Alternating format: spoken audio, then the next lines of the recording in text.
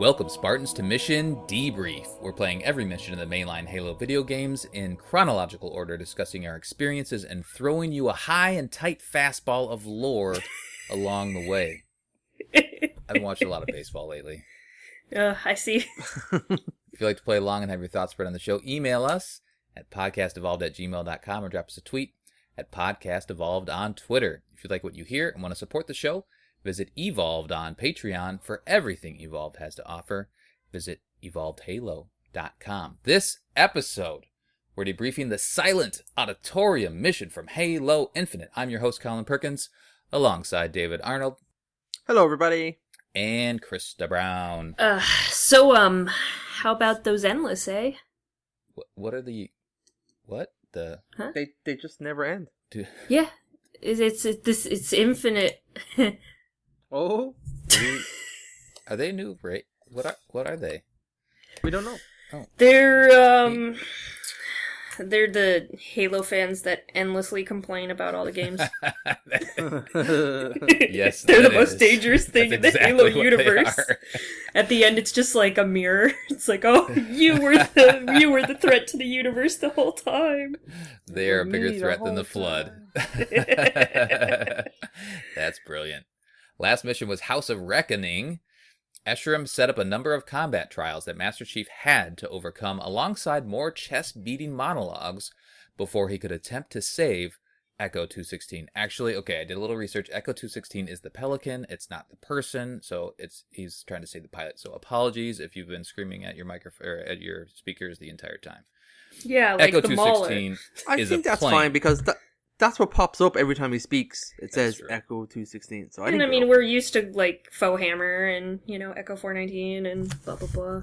Anyway, that's my correction. So mark it down. It has been corrected. So stop yelling at me.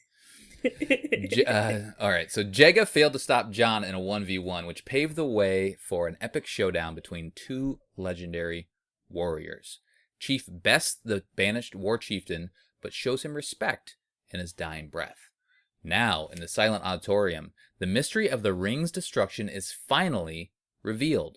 Cortana left a breadcrumb trail of memories that outlined her final chat with Atriox and plan to sacrifice herself to stop him from taking Zeta Halo.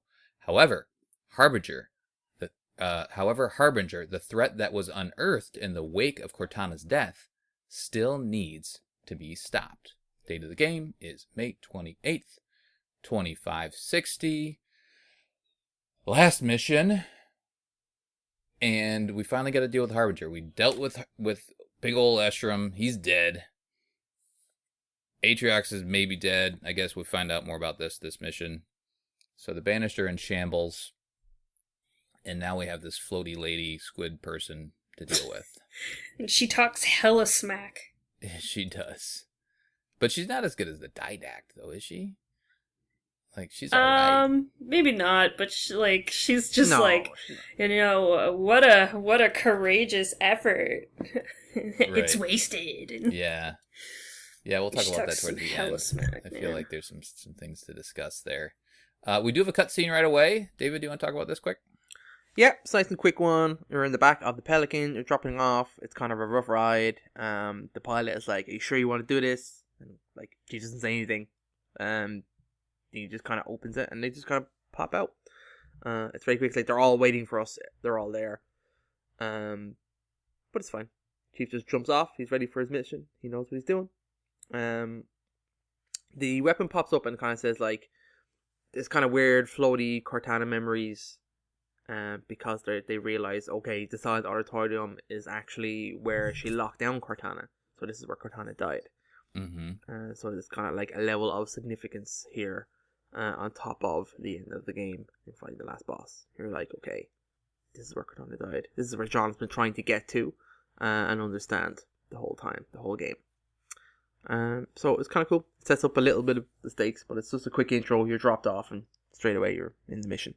Yeah, so you get dropped off, and I feel like, this is the big resistance point, right? Because they know you're coming here. Harbinger is in here, and the Banished are doing everything they can to stop you from getting to her.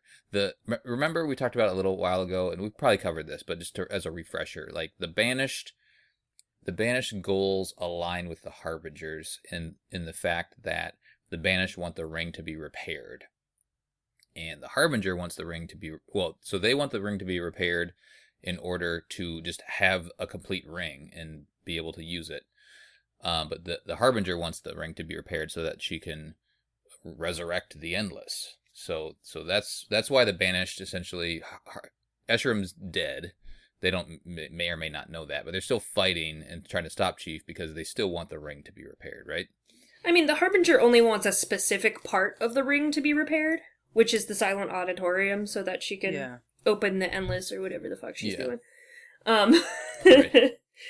But the Banished want to essentially, like, populate the ring as a homeworld now. Yeah. So the fact that it's a super weapon is convenient for them. But they're like, we need somewhere new to live. Yes, exactly.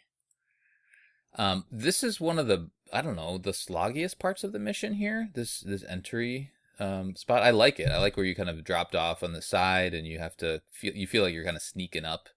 You're like, it's like a one-man ambush, I guess. There's lots of resistance. There's lots of, there's I think 4 turrets maybe in total, and lots of Banished. Krista, how do you like this initial encounter? I like it. There's a lot of stuff going on. There's a lot of weapons. If you're like me, you took Escherum's something of His hope hammer thing. Yeah. I think it's called Diminisher of Hope. Yeah. You took that and you're like, oh shit, yeah. So I killed all of the elites with that because there's a gold one and an ultra. Smush them. Yeah, it's so good. I love that thing. It's so cool. But yeah, no, I think it's cool. I think you now have all the gizmos and gadgets that you want to use if you want to use them, and this is a great environment to be able to kind of move around and use all of the stuff you've learned and, pick up a bunch of different weapons. So I liked it. I like these kind of firefighty areas. Yeah, I don't think we'll dwell on these too much. There's a couple different, I don't know, like you said, firefight areas in the game, but there's so much story that I feel like we need to focus a lot of our time on that as well. So forgive us if we don't go into too much detail on all of these. The auditorium isn't very silent. It's full of exposition. Yeah. But I feel like overall these firefights are better than some of the other missions where it's story heavy and then there's also firefights. These ones are at least a little more interesting to me. David, any thoughts on this initial spot, quick? No, not really. It's a nice intro, nice little battle to begin the mission. But yeah, the main meat of this mission is like this is where you get all the game's story. Essentially, it just happens now in this mission. So. Yeah, we got a ton in a couple missions ago. There was a big lore drop, and this has a big lore drop as well. Once you get through this area, did you guys notice the Halo 4 music? No. Yeah. So you get through, you get to the very end, and then there is a door you go through, and then there's like the Halo 4 chants right towards the end. It's really similar. Like do do do do. No, the da da da da da da da da. Oh, okay. There's like a little bit of a callback there in the music, There's a lot of callback in the music in this level, though. There's a ton. And it makes sense. You're in this weird Forerunner-y place, so I felt like that was appropriate. But that was good for me. Cortana shows up. So Cortana shows up quite a bit here and there throughout the mission, and she appears in the memory hologram thingamajiggers. So we see that quite a bit here. She shows up right here at the beginning.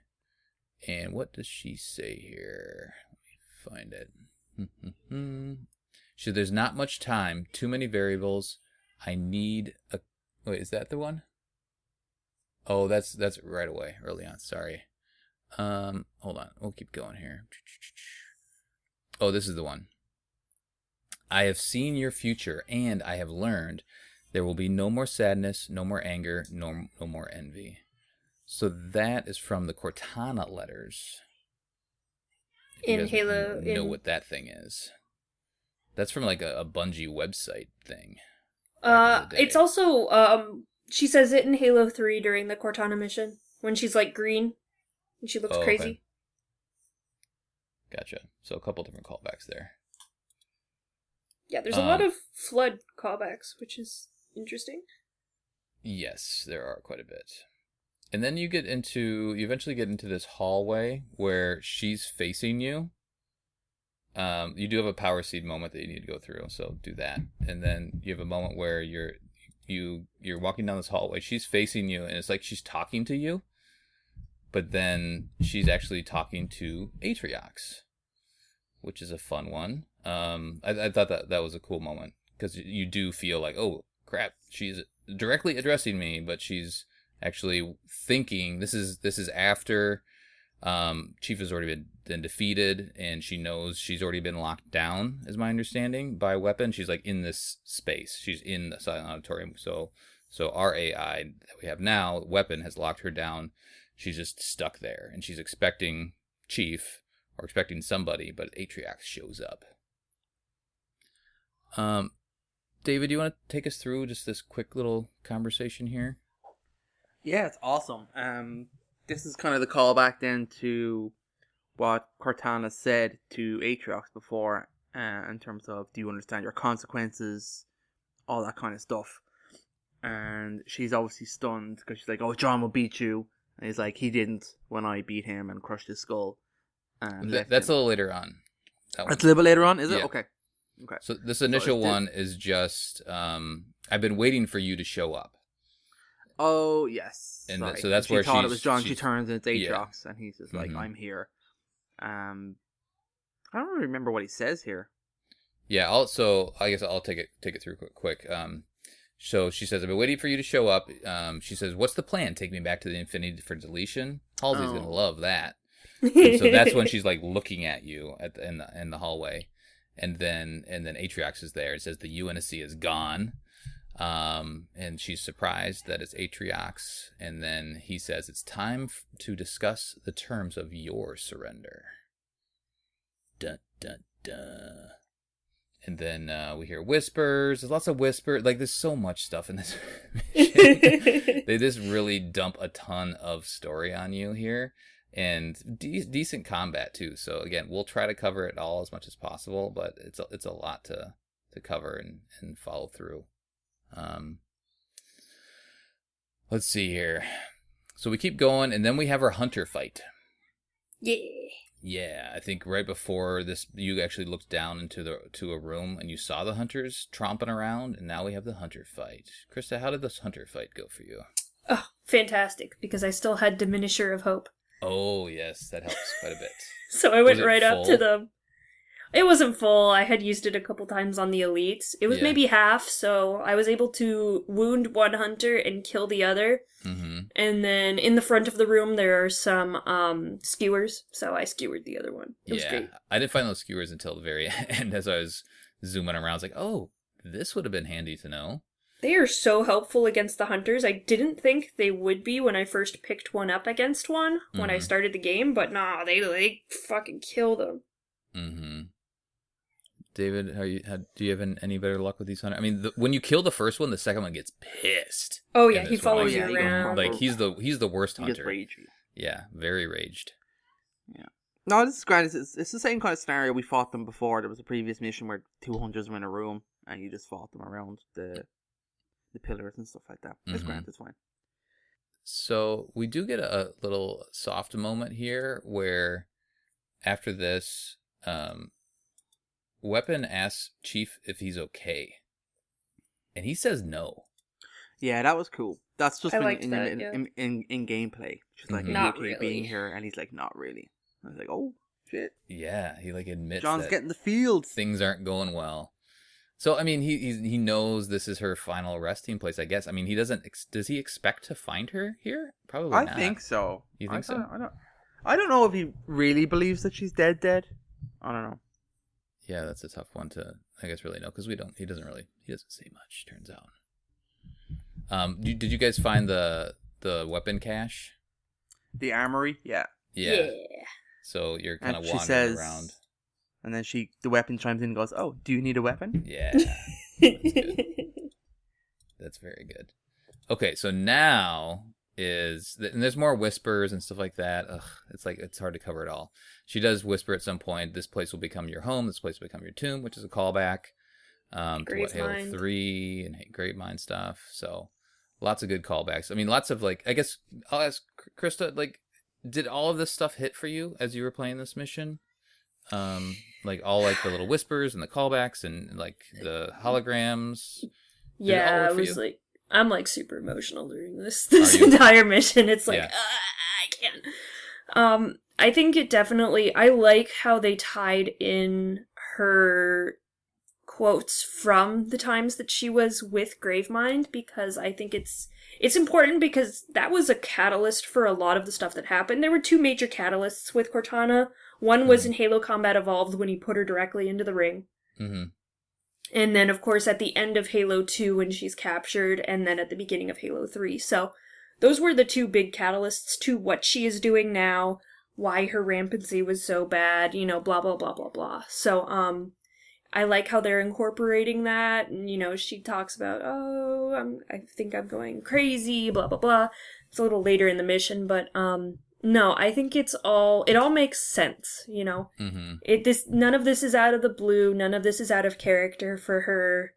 It's showing that, while she has been troubled recently and thought she was doing the right thing, she's realizing she's not, and realizing the point of everything. She kind of is she's like, I lost the plot here, and that's a little later and we'll talk about that, but no, I think all of this is very well written to make all of the facets of Cortana work, because Cortana's got a lot of shit going on, a lot. She's got the Halo 5, she's got the Gravemind, she's got just Cortana, so I think they did a good job tying that all together and making it make sense for her character and her story. Yeah, I think the one thing, I agree. I think the one thing they missed, just to remind the player, is that why is Cortana just sitting here talking to Atriox? They missed a reminder that she can't go anywhere right now because the weapon has done her job.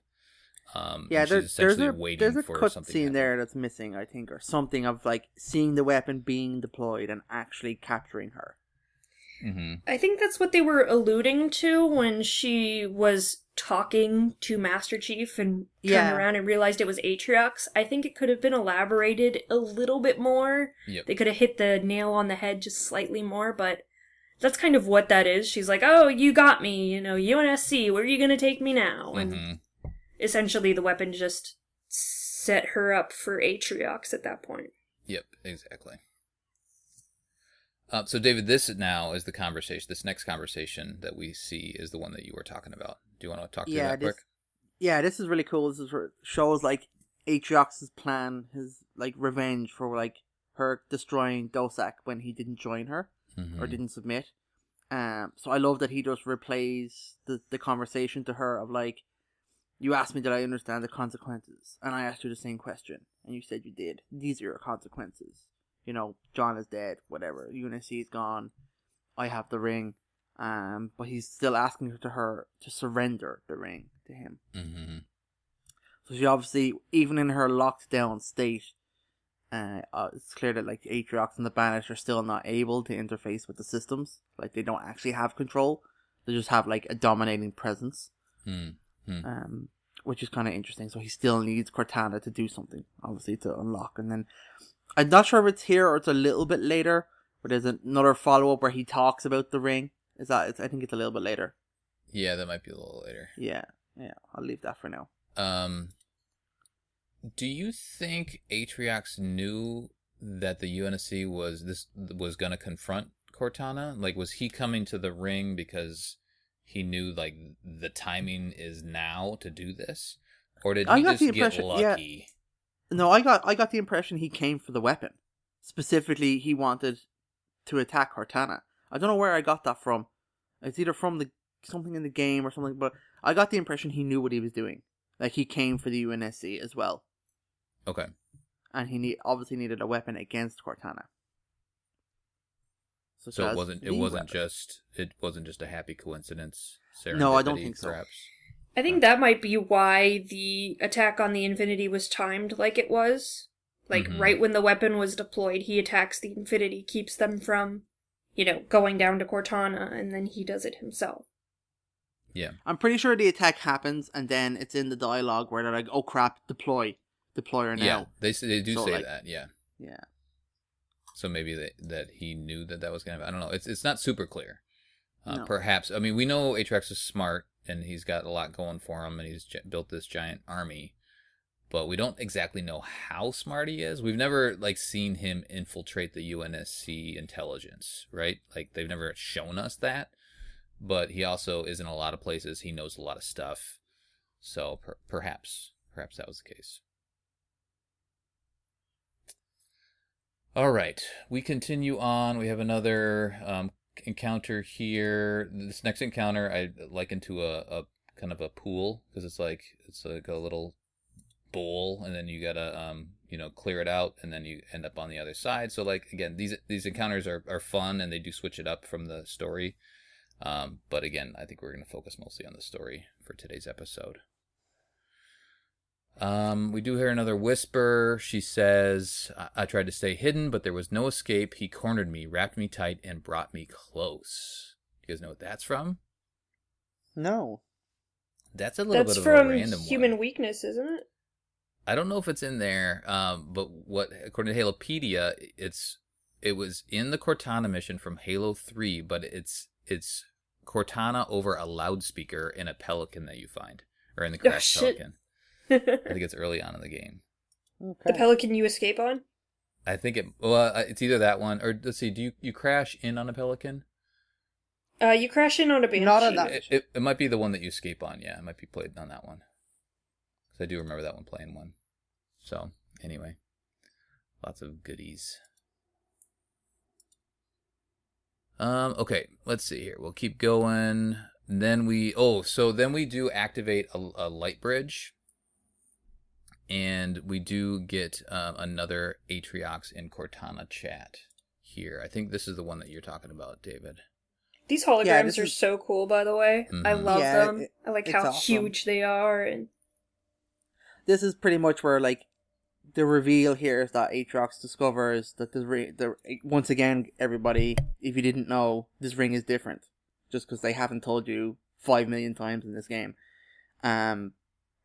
He's like, different ring. It's got secrets. I know them. He seems to know a lot as well as Cortana, and he's really hell-bent now on unlocking the secrets of the ring. Mm-hmm. Which is presumably, the presence of the Endless.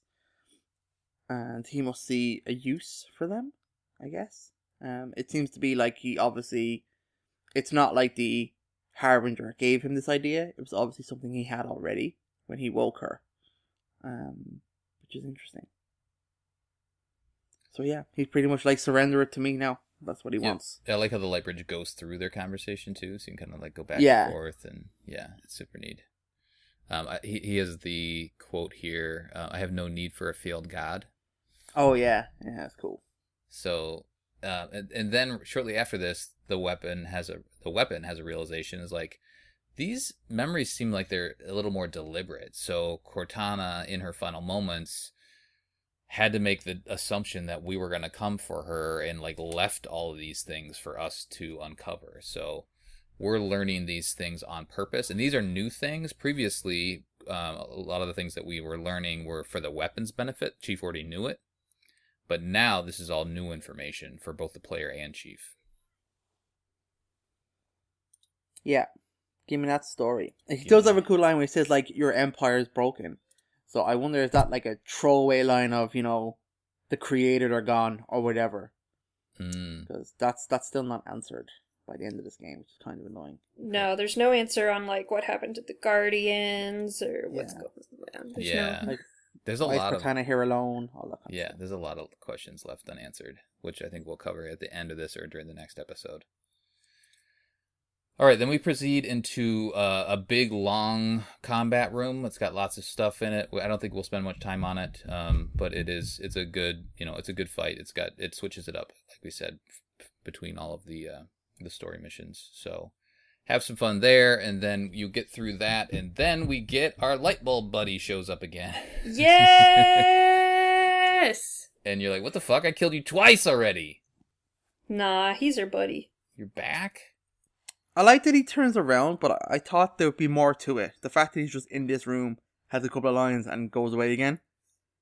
Yeah, like, and this is giant room too, by the way. It's like, whoa, there should be some stuff going on in here, but nope. He just, he chats with you. Essentially, he's saying, like, sorry, I was wrong to try to kill you. Harbinger's going to do some things, and we should probably stop her together. Yeah. So I'm not going to stop you. He doesn't really help you at all. He just says, hey, go do some stuff. He talks about the seal and stuff like that. He at least gives you some explanation of what's going to happen. Yeah, that's true. Well, this is kind of some small dialogue, but like it's not. He doesn't really explain what's happening. No, it's just like, don't break the seal. Don't let her break the seal. And you're like, okay, I was going to do that anyway. Okay. I love seals. They're cute. I like their little like hoppy bodies. Yeah. Yeah. Love their music. Yeah. They have good music. Yeah, he opens the door for you, which I guess is helpful, which probably would have gotten open anyway, but I do feel like this giant room was a little bit wasted. I don't know, totally. It's neat. Maybe you're supposed to walk in and be like, oh shit, another boss battle, and then he's like, no. I didn't try to shoot him. Could you shoot him, and would he just shrug it off? I don't know, I didn't try to shoot him either. What? I figured you would try to shoot him. No, I love him. Loves light bulbs. Yeah, that's true. If he was a Marine. Oh yeah, he'd be dead. He'd be dead already. Okay, so we say goodbye to Adjutant, finally. Our third encounter. We don't get to fight him like that guy that never keeps coming back in Halo 5. The Warden. This guy actually likes us now at the end. We go into another room, and this is the room where the skull thing happens. Yes. Which is... Do you guys remember the skull? How to do the skull? Yeah. You don't kill any sentinels. Yeah, how are you supposed to figure that out? I don't know, but I just ran through the room and didn't kill anything. Oh, okay. When the sentinels came out, I'm like, nope. And you you got it without having to look it up? No, I looked it up. Oh, okay. Yeah, I think that's how she did it. I probably did it the same way, just legged it. Halo Canon had a good video right away, right when the game came out. And I don't know if he figured that out himself or if he got a little nudge from somebody. How would you know? How would you know that? I don't know how you would know. Yeah. Like, there's a door here, and it says there's a skull. Yeah, I don't know. I've been losing my mind kind of going around this mission. Like, it's gotta be somewhere. It sounds kind of like a speed running thing, but at the same time, if you're speed running, you're not going to stop and look at in a random room to see if there's a skull there. So. Yeah. And then would you remember that? Oh, I didn't kill a sentinel. That's why it's open. Anyway, so don't kill sentinels, and then so you do this light bridge in the room on the other side. That door will open. I guess you get to see the light bridge over there. So maybe that's a hint that door can open. But what do I need to do to activate it? I don't know. I think people just went into the code and looked it up. Maybe that's what happened. All right, so we do that. Get the skull. It's the bandana skull. It's an important skull. Oh, it's a great skull. One you gotta get it. Get it. Definitely do it. And then we will continue on. Let's see here. Oh, and we have another memory to deal with. We have this big giant room, by the way. These rooms are so cool now. Like lots of Forerunner-y stuff. All Forerunner goodness here. And then we get to, let's see here. We hear Atriox's voice. It's just his voice. He says, "Your great plan ended at the hands of those who made you."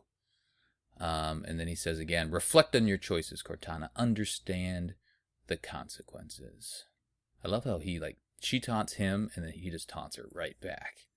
Yeah. That's why I love Atriox. So good. And then we get to a moment where we're going up a elevator and we have lots of Cortana talking to herself. And this is all new information, more or less her just deciding, or her realizing, oh, shit, I fucked up. Yeah. Right? And this is kind of all what we, as a player, these are all the things that we more or less knew. What is she doing, right? Why is she doing all this stuff? And she thought she was taking this tyrannical approach to save everybody, but not realizing that it wasn't the correct way. But why wasn't it the correct way? Was it only not the correct way because she got caught, and that she was potentially going to be usurped by the Banished, or I don't know. That's what I thought. I think it was the fact that like she thought she had infinite power. She destroyed a planet and thought that was that, and then it came back to haunt her like almost, let's to say, pretty quickly. Mm-hmm. And then I got the impression it's like she's only sorry because she got caught, because she's got trapped in this situation where she was forced to realize, okay, a bigger enemy, a smarter being than me, took me down. You know? She was forced to self-reflect. Like, stop and think about what she's doing. Right. Which is weird in, like, AI terms, because she's, like, thinking a billion times a minute, right? Yeah. So, but she, for whatever reason, didn't think that this was going to be the outcome, and Atriox got her. So now she has to think of a plan. Oh, do I surrender to Atriox, or do I kind of revert back to who I was before and help humanity? So I'll read her quick thinking here, because I do think it's interesting. She says, how could I have been so stupid? Halsey made a copy. It was the only way. There's not much time. If Atriox takes control, he has the ring, a weapon pointed at the universe, and nothing left to lose. My fault, my stupid fault. And this is like, you're on the elevator, and you're like, she's like kind of coming at you at all different angles, her hologram. And so you're just kind of like spinning around, trying to keep her in frame, which I think is kind of neat. I was looking at her butt a little bit here and there too. Hey, it is kind of nice. My fault, my stupid fault. Not much time. Will this work? She says, there's a moment. John will make it work. He needs help, of course. Was this her plan all along, Halsey, or is it mine? It doesn't matter now. Nothing else matters. This has to work. He can't do it on his own. He needs me. He needs her. And then the elevator stops, and then you look at the weapon. You're like, oh, I need this one. I need this AI. And that's obviously why the weapon didn't automatically delete herself. Yes, exactly. So that was the moment that Cortana realized, hey, I got to stop the deletion. Right? Yes. Yeah. And then I like how this next part, so you're like, okay, all right, cool, realization. And then the weapon's standing there at the console, and you go to grab her, and she kind of smiles. And then she turns around and is like, oh, more story. Here you go. Yeah. David, do you want to do this one? Yes. So Atriox is like, it's time to make your decision. And she goes, I have made my decision. Thank you, Atriox. You helped me. You really did. Would you humor me? And then she says the line we've heard a bunch of times. If you knew you were going to die, would you do anything different? Mm-hmm. And he says no. And she's like, perfect. Thank you very much.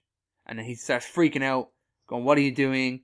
And she just blows up the ring. And then it's the reveal of, like, it was her that did, that set off the ring, and obviously probably slip spaced it whatever it went. Do you think her asking that question to Atriox was a measure of his morality? That's what I'm guessing, so. Oh, that's a good question. I couldn't figure that out. That's a good question. I thought it was her kind of measuring him and seeing, like, what kind of person he is. Because a question like, if you knew how you were going to die, how would you live your life differently? I feel like someone who, you know, has... obviously, people have regrets. People have, you know, they can reflect on what they've done and, you know, think of how they could do it better. But obviously, Atriox is not that kind of person, which is why he is so dangerous and so powerful. Mm-hmm. So, that's what I thought. I thought it was her last, like, measure of her enemy as a way, like, who he is, who she's, like, saving the universe from, or whatever. I mean, that's a good question. How would you answer that? If you knew how you were going to die, then I probably would change some things, right? Yeah, I'd at least think about it for, like, 5 minutes. Atriox was like, nothing! Yep, exactly. Yeah, like, I'm perfect. I've done everything correctly or whatever. Yeah. No, that's interesting. I think that puts it in perspective. All right. So the weapon, this is the realization that, this is also interesting. I think we kind of figured this out, perhaps, maybe. Originally, when we saw Halo Infinite, before we even played the game, we saw this big hole, right? Like 343 shared this with us, and there was lots of speculation as to what happened. And there was a big speculation that maybe the Infinity rammed into the ring and created this giant explosion. I guess up until this point, we didn't really know, right? Like, did you think that this is what had happened, David? Like, did you think No, Cortana I wasn't was sure. the one that blew it up? No, I had no real idea what was going on, to be honest. Why the ring exploded. Mm-hmm. Yeah, so I guess this is the reveal, right? It's like, okay, well, this is destroyed by Cortana to another like asset denial. Okay, if I can't have it, you can't have it either. That's just standard Halo practice. Standard Halo, right? Exactly. So we have a little chat here, and then we start moving into Harbinger Land. So now that we've kind of figured out all that backstory, finally, do we need to know all that information to fight the Harbinger? I guess we don't, but it's the end of the game, so we need to know what happened with Atriox and Cortana. But regardless, we were still here to stop the Harbinger, so having all that knowledge is handy. But also, from a player standpoint, we could have figured that out later, perhaps. But I do enjoy how they did it. I'm just thinking of like Chief going through this. Like, he's here to stop the Harbinger. Now we're finally going to stop the Harbinger. But we got all this nice information also. I mean, what would they have filled the mission with if not for explanation of what happened? Yeah, exactly. Because they don't really... The Harbinger is literally just a catalyst to explain the Endless a little bit and an extra enemy to have. The Harbinger isn't like a proper... like fleshed out character, right? So she's just like, hi, I'm here to introduce a new race, a new species for the next game. Mm-hmm. You know, wow, I'm super scary and I'm a new thing, and but realistically you're probably more focused on Cortana, Atriox, the Banished, Escharum. Yeah. Very true. Right before you go into this final room, did you guys... I mean, the rooms are gorgeous, and they have like a gold sheen now. And did you notice these 4 statues right before you go into the door? They almost look like knights, and then like knights holding swords. It's super rad. Is this a callback to any previous games, these knight dudes? I didn't notice at all. Not that I can think of. It's very... like, the architecture is very Halo 3, though. It's Halo 3 architecture. Yeah. True. Which would make sense because the Ark had different architecture because of when it was built, and this ring was built differently as well. Mm-hmm. So maybe that's why it's not like the super blue, silvery, all over the place. Because they keep saying the ring's different. This ring is different. Yeah, this ring is different. Yeah. The ring's different. Did you guys know? Did you guys know this ring is different? I heard about that. I guess so. Yeah. I had an inkling, I was going... I think it was really subtle, but they alluded that this ring is definitely different. Okie dokes. So now we go down, we put weapon in this console, and she figures out what the silent auditorium is. Oh, by the way, are things silent because they were like destroyed? Or they were like no longer like... Because there was a silent cartographer and the silent... Like, I feel like they're drawing a connection. Is it supposed to be because they're secret? I guess. They should just call them the secret auditorium. But then it's too obvious that it's a secret. Exactly. The hidden auditorium? So we figure out what the silent auditorium is. The silent auditorium is the place where the Forerunners decided to... it's like a courtroom. Stick all of the Endless into the Silexes, essentially. And this is where all the things happened. You see the Silexes in the background, which I think is cool and ominous. You don't see... Well, I guess we don't really know what Endless are until the very, very end of the game, but you don't see Endless Silexes. You see Silexes from Jiralane and Kigyar and Grunts and all that sort of stuff. I'm forgetting that. What are they? Ungui? So you see all the other races, but you don't see the race that we're supposedly trying to stop from being unearthed and unfrozen. And then we have a little conversation with the Harbinger. David, what is this even worth talking about right here? She just kind of pops up and she yells at you, and then she starts something. Yeah, that's pretty typical woman behavior. There's a bit of a there's a bit of a cut scene where like the weapon is explaining things and saying what it is and what happens, and then she kind of chimes in, with her angry rage, and then the kind of boss battle starts. But like the weapon is explaining to you the whole time that like it's like a signal. It's really old. She's trying to communicate with something. Yeah, you don't really know what's going on, and it's talking about like transmission towers and stuff like that. So the weapon is like, I'm tracking it before you even ask anything.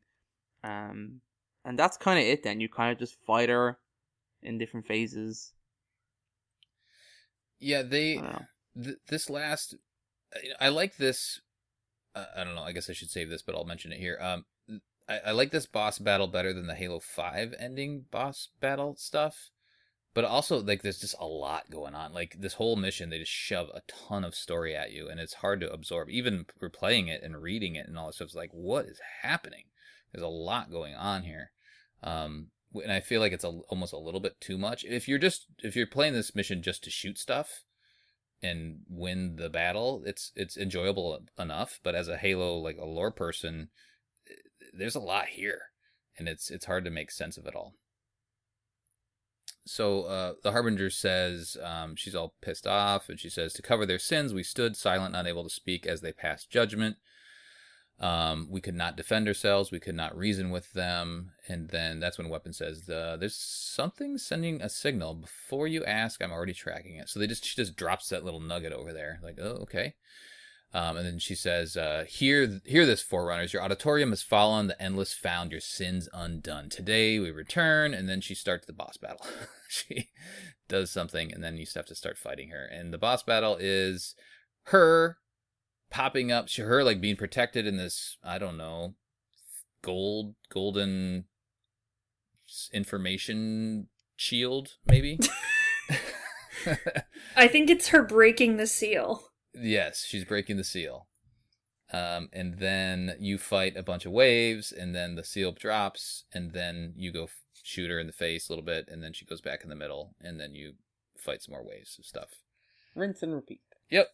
Enjoyable enough. I think it's a cool arena, and it's difficult enough. David, I know you haven't tried it on Legendary yet, but it feels like it would be a giant pain in the dick on Legendary. Heroic, it is challenging enough. Krista, how'd you make out in the boss battle? First two waves super easy. The last wave, that fucking chieftain is an asshole. Yeah, right. Like, I feel like he teleports behind me. He's so quick. He can jump so far. Yeah. And I was kind of experimenting with it a little bit. I'm pretty sure he spawns at whatever door you're closest to. Oh, really? Yeah, at least that's what I felt like. I was like trying different doors and stuff like that, and he always seemed to be in a door very close to me. I'm like, you fucking asshole. What the fuck? Well, the room, I feel like the room is well designed because there's stuff to hide behind, but not enough. Like, there's not enough real estate to hide behind. You always have to move. Like, you can hide for a little bit, but then you gotta move, and people are just constantly coming towards you. So, dude, and everyone has a fucking shock rifle. Why does everyone have it's so annoying. They're like sniping you from across the fucking arena when you're trying to run from the chieftain. Yeah, it's rough, man. It can get it is. It is a little rough. You have to just focus on the ads and get everything that has a shock rifle out of there, because they will kill you when you're trying to run away from that chieftain. Yep. If you just try sitting there and sniping for a little bit, you're going to get hit in the ear and destroyed. I found that, God, what is it called? It's the, like, Forerunner rocket equivalent. Cinder shot? Yeah, the Cinder Shot works really well, because you can Yep. stand by one of the doors Yeah. and just kill them all as they come out. David, any other thoughts on this? Is it It's just a- a chieftain? Yeah, it's a good enough battle. I like the arena. Like you said, it's you have some kind of cover, but it's not perfect. There's plenty of weapons in here and stuff like that. And she's the most annoying, especially when she teleports when you get her. Yeah. When you get her down near the end. And she can almost just one-shot zipping you. around. She She can crushes practically pretty quick. one-shot you, yeah. I found her quite easy. The only thing that I had issues with were those tracking, like, shock grenade things that she summons. Yeah. Mm-hmm. But when she was close to me, I was just, like, sidestepping her like a crazy person. It wasn't that... I didn't find it very difficult. But it was just when she got away from you and started those tracking fucking grenade things that were super annoying. Yeah. They reminded me of Warden Eternal's Yeah. big black hole thing. Yep. Those things suck. So yeah, do some dancing, do some running around, shoot some stuff, defeat her. I'll quickly read what Weapon says. So like again, there's lots going on. Weapon is talking to you in your ear this whole time about like what's actually happening while you're fighting. She says she's trying to open a connection between here and somewhere else on the ring. And John says, where? She says, you deal with her and I'll find out. And then she says, there, I've intercepted the carrier wave from this transmitter. She says she switched transmitters, rerouting the power through that one. This isn't good. The connection is sentient. Interesting. It's searching for something. And then she says, okay, next one's down. It's switching again. I found, so like, she's like just chirping about all this stuff that's going on in the background. Meanwhile, you're just running around trying to survive.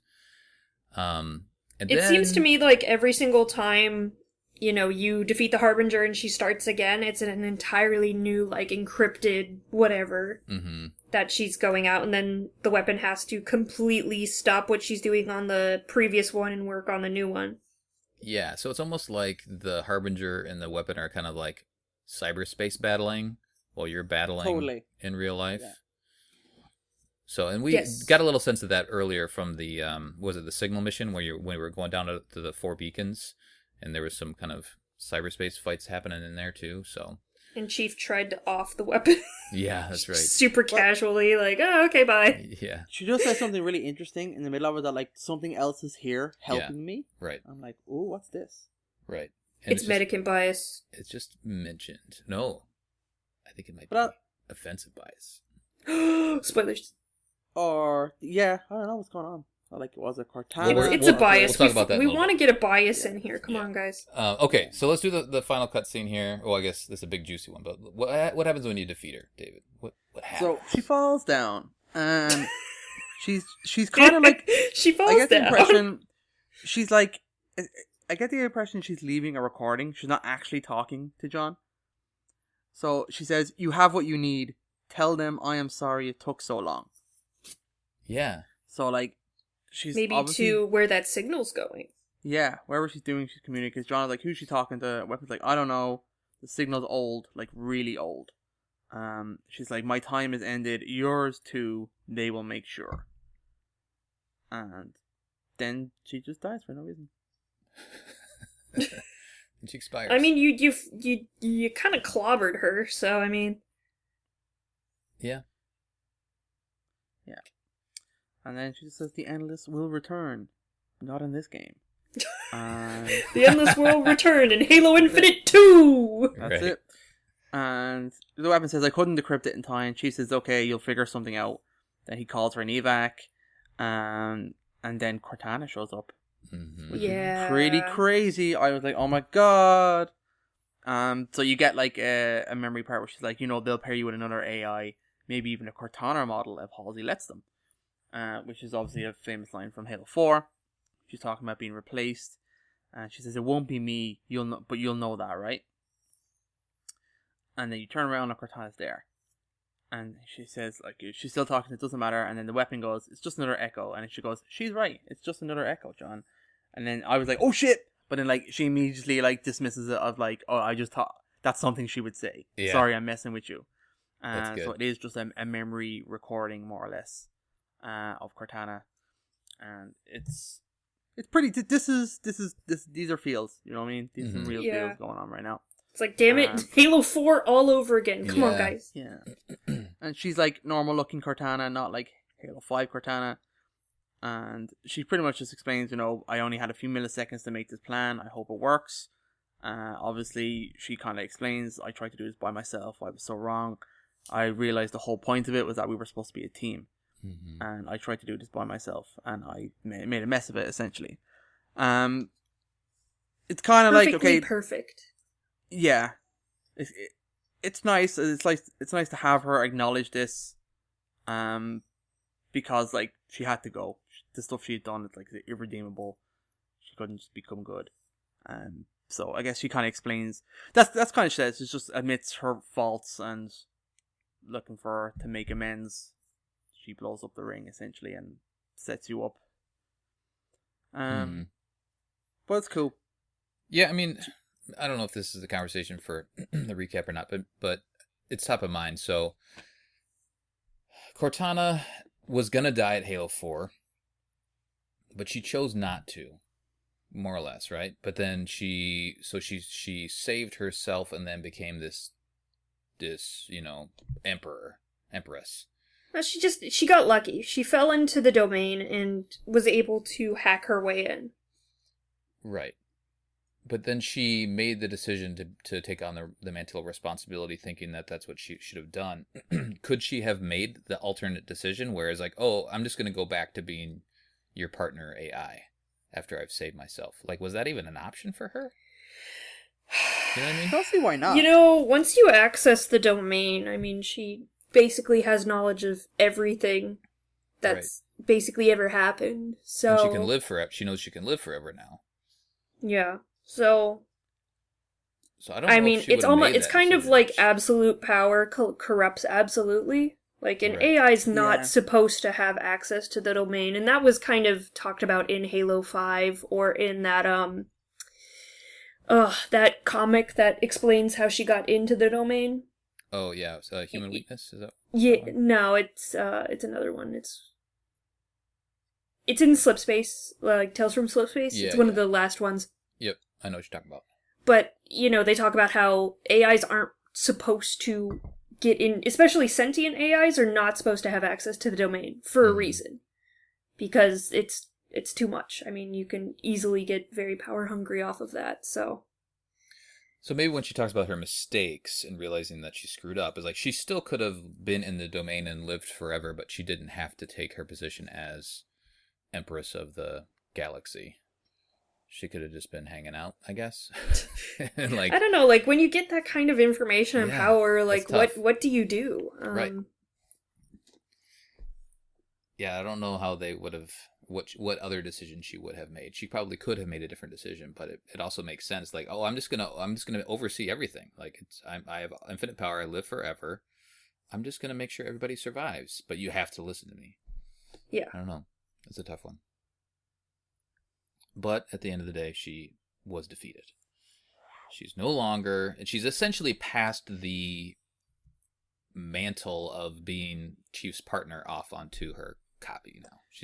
She says, I need you guys to learn from my mistakes. And she says, I chose well, and now it's up. She's like, I really did, and now it's up to you. Mm-hmm. Yep. Which is nice. And then she fades. Yeah. Good old weapon now. Now it's Chief and Weapon. And now for some reason the room is falling apart. I don't know why, but it's waiting for the conversation to finish. It's being polite about it. Is it because the seal was unbroken and that did something? That could be. Yeah. So essentially they scramble around trying to figure out what to do, and then a portal opens and John is like, did you do that? And she's like, would it help if I said yes? He said, probably. We're going to do it anyway. We don't even know where it's going to go. And he says, do you have any other options? She says, no. She's like, it's a really bad idea. And she jumps through. And then Chief pops out somewhere else on the ring. Actually, on the other side of it. Yeah, because you see the broken part. Yeah, cool. Right. So the whole time we were right next to the broken part, right? Yeah, that was the point, yeah. Like right on the edge.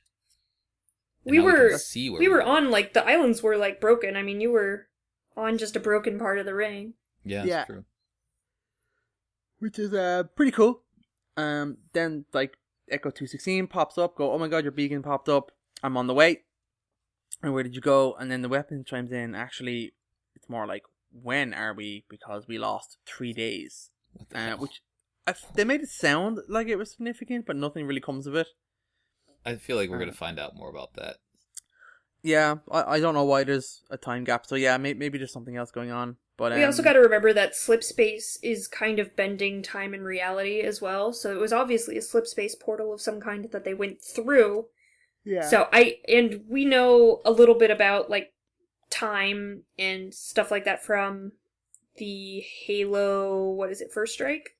Mm-hmm. Yep. So there was kind of some time dilation and slip space stuff in there. If you haven't read it, I would. I think it's going to be significant here pretty soon.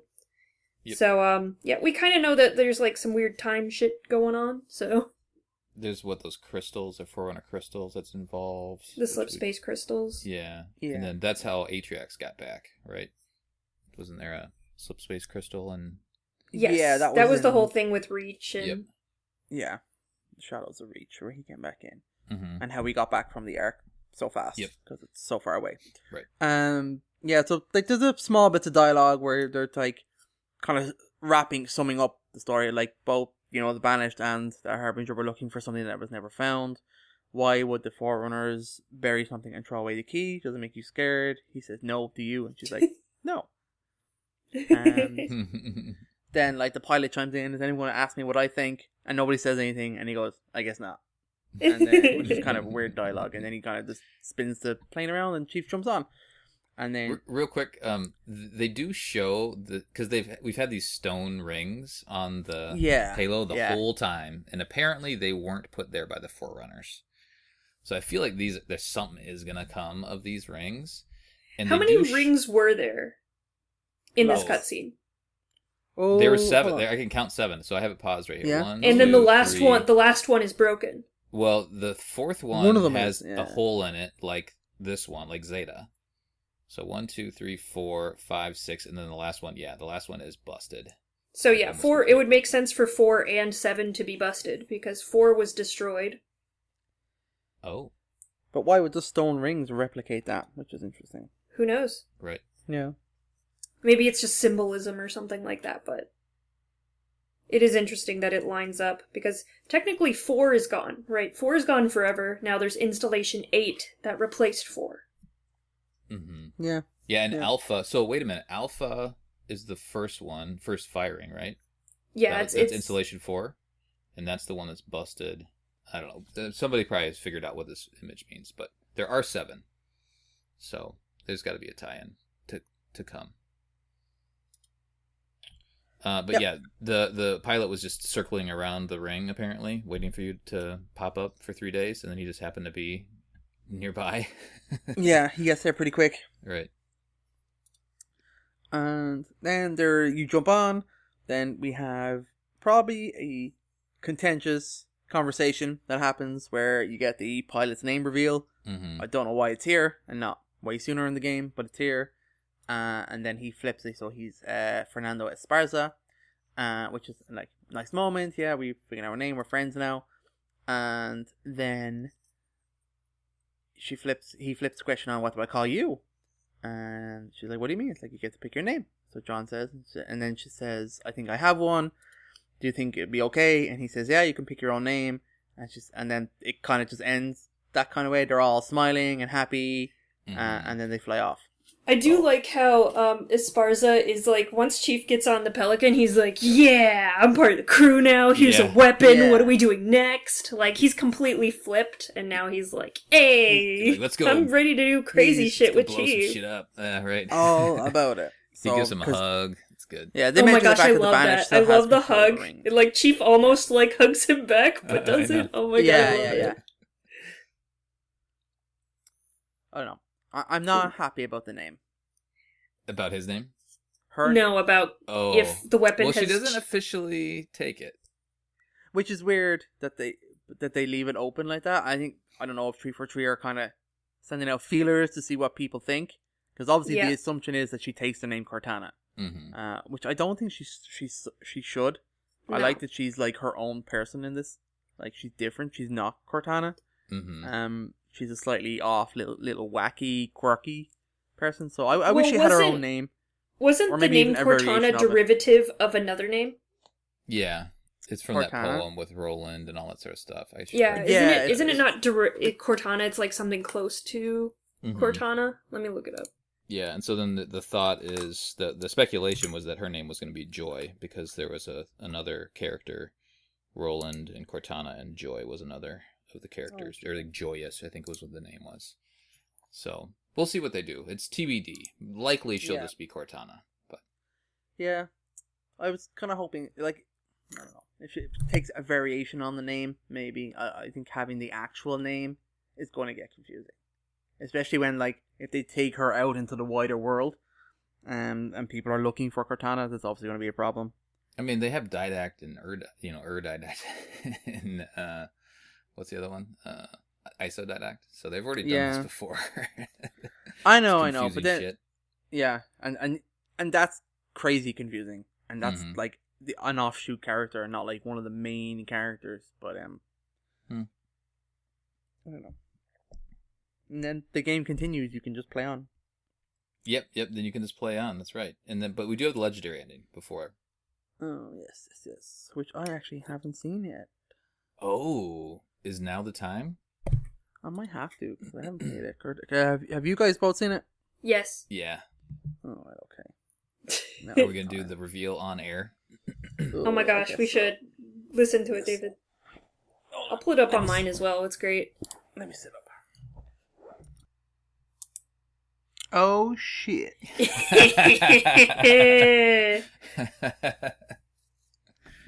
Oh my god. There it is. Sorry, I forgot you didn't watch that yet, so I kind of spoiled that for you a bit, but there it is. Well, it's about time they did something. Yeah, I know. Finally, they talk about one of the biases in an actual cutscene and not in random text. In an actual game, yeah. Oh man, interesting. So this conversation was happening back when they were containing them, right before they contained them, I guess. But then we're seeing Atriox get to the Silexes, and he essentially is releasing them, I believe. Yeah, there's a huge debate. So I read a bit about this just to prep for this episode. I don't know if we want to go through it now or on the recap, but there's a lot. One, there's a huge discrepancy in the community whether Atriox has gone back in time or Atriox is just where those Silexes are being held. Now, for me, I always interpreted it as the conversation is happening at a different time than when Atriox is. Halo does that all the time in their end cutscenes, so. Yeah. The Grand Edict is very interesting. He mentions engineers, which is interesting. But there's a bunch of theories about what the Endless are. Let's save some of that for the end, for the next episode. Okay, awesome. So I will go through the theories. Yeah, I think that'll be a fun conversation. So, yeah, we're running along. Any other thoughts on this mission specifically?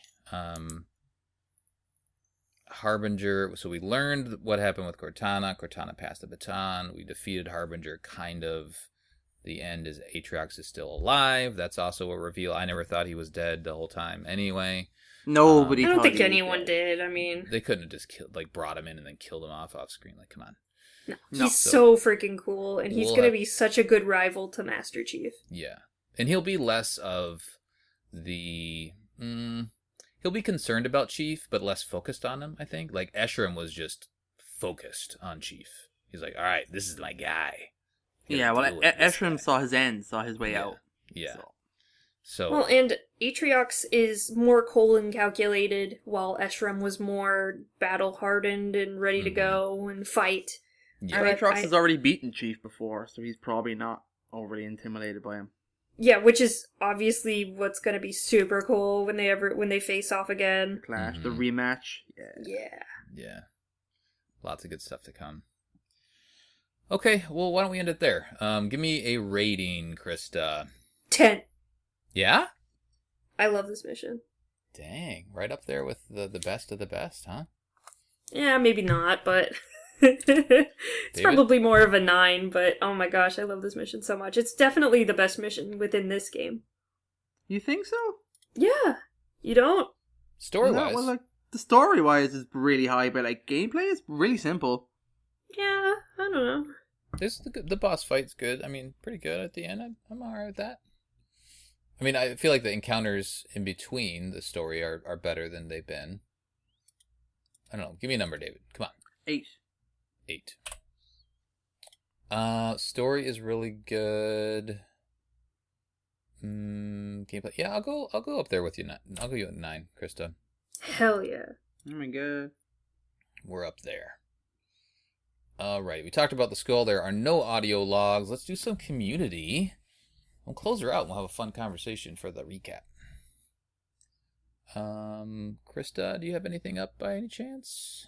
Yes, for the community question? Yeah. Yes, I do. Do it. Alright. Chief and the weapon were missing for 3 days. Where did they go? GIF or picture answers only. Why would you do this to me? Alright. Okay, so, there's a guy, and he's doing a symbol with his hands that looks kind of like scissoring. Here's another one where it's a guy in some kind of sex chamber, and he has a dildo on a stick. Here's another shot of the sex chamber. Here is a shot. It is the Titanic where I feel like I'm on top of the world kind of pose. Mm-hmm. And it's the weapon and Master Chief from the Halo TV show without his helmet. You mean McKee? McKee? Is that McKee? Who's McKee? She's the human Covenant person. From the show. From the show. I thought it was McKee. I don't have it up on. No, it's the weapon. It's the weapon. Okay, got it. Yeah, I'm a little behind on the Halo TV show. Okay. Okay, here's another one, and it looks kind of like one of those old, fun houses. It's got, a devil face you walk through. There's a guy dancing outside, and it says, Girls, Panties, Inferno Room, Girls. That's from, Beetlejuice. Oh, is it? Yeah. Oh, shit. It's been a while since I watched that one.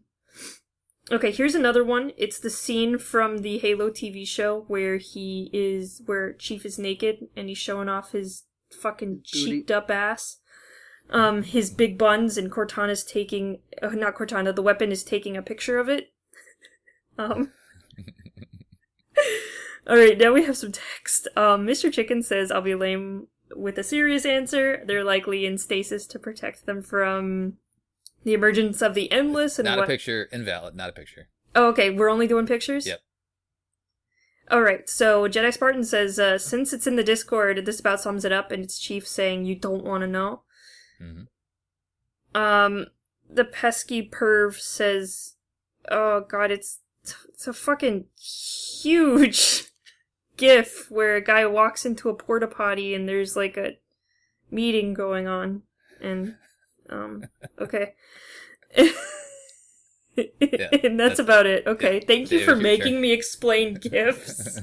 Yeah, I gave out to him earlier when I saw this. I was like, what are you doing? Colin Perkins, the admin, June 28th at 5:16 p.m. Chief and the weapon are missing 3 days. Where they go? GIF and picture answer only. Mission Debrief. Halo Infinite Silent Auditorium episode. So we got a couple. So Tim links to the Ace Ventura being born out of a rhino.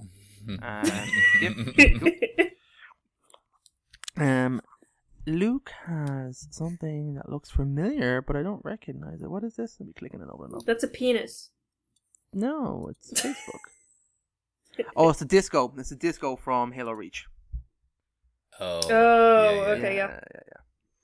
Then we have Patrick says the picture of Monkey Island. The Secret of Monkey Island. Storm has the raptors on motorbikes alongside Chris, which is pretty funny. Chris Pratt, yeah. Chris Pratt. Richard has the train from South Park smashing into the tunnel. It's obviously something else. Yes. You know what I'm saying? Lucas has a GIF. It's from Family Guy. I think. Is that Family Guy? I thought Yeah. that was South Park. Okay. Lucas has someone in VR clearly miming sex. Having VR sex with a dummy. And then, let me scroll down. Ian has a GIF, which is like Jesus rising from the grave. I was like, okay. Coming out of a 3 cave. days. 3 days? Oh, nice.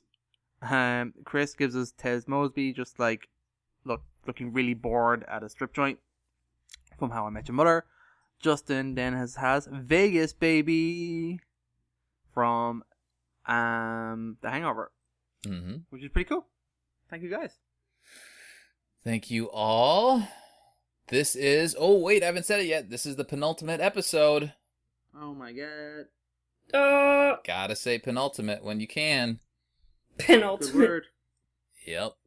In the next episode, we'll be recapping. So that will do it for our debriefing of Silent Auditorium Mission from Halo Infinite. On the next episode, we'll be recapping our time with Halo Infinite so far. Send us your thoughts at podcastevolved@gmail.com or drop us a tweet, Podcast Evolved on Twitter. You can also support the show by visiting Evolved on Patreon for everything Evolved has to offer. Visit evolvedhalo.com. Until next time, Evolve. Evolved.